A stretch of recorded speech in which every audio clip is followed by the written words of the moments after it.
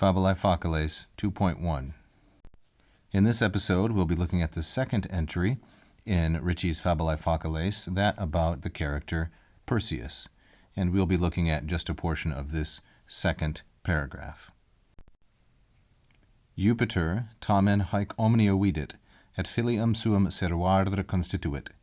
Tranquillum egitur fecit mardre, et arcam ad insulam serifum perduxit.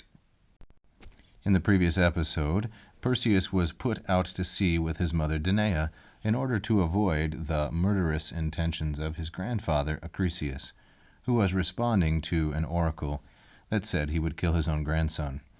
Jupiter, we begin then with the nominative, masculine, singular, and nominative. The genitive of this noun is, unexpectedly, Jovis. And you will notice that Jupiter in Latin is spelled sometimes with two P's. That's the standard.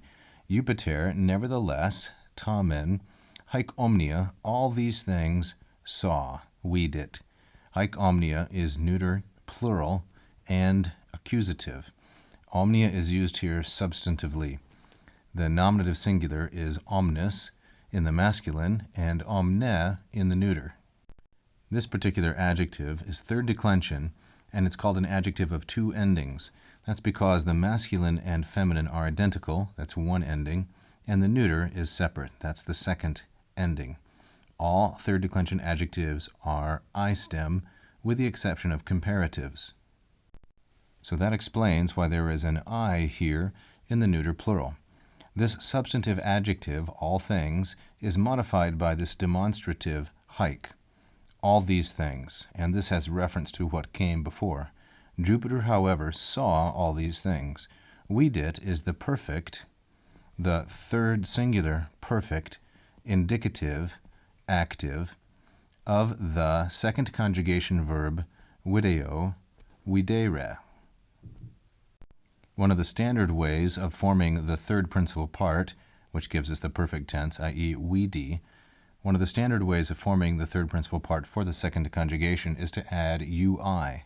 So, for example, the third principal part of dokeo is dokui, and of habeo is habui, and of teneo is tenui, like so. Since each one of these is second conjugation, but not every second conjugation forms its third principal part the same way, and vidi is one of the most common exceptions to this pattern. Jupiter, however, saw all these events, and, the comma here is really unnecessary, and filium suum, his own son, he decided to save, servare constituit. Filium suum is masculine, singular, and accusative. It's the object of the active infinitive servare. This word suum here is not strictly necessary. We can conclude that it's a reference to Jupiter's son and not someone else's. But since the author is testing us on this form, it's appropriate to include it.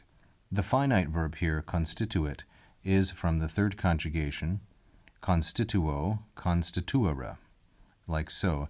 And this is also a perfect form, since the third principal part is, for the most part, identical to the first. The stems are the same. Of course, it will have a different set of endings, e, isti, it, for the perfect, imus, istis, and erunt. Those are the perfect endings, and that's how we can distinguish between the present and the perfect tense.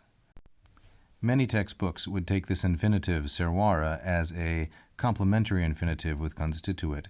This is how, for example, the popular Wheelock textbook understands it. I prefer to think of it in a slightly different fashion. Because servare, the infinitive, is a verbal noun, I like to think of it as the object, really, of the finite verb constituit. So what did he decide? He decided the saving of his own son, the preservation of his own son. I'm not quite sure that the concept of complementary infinitive really explains properly the relationship between these two words.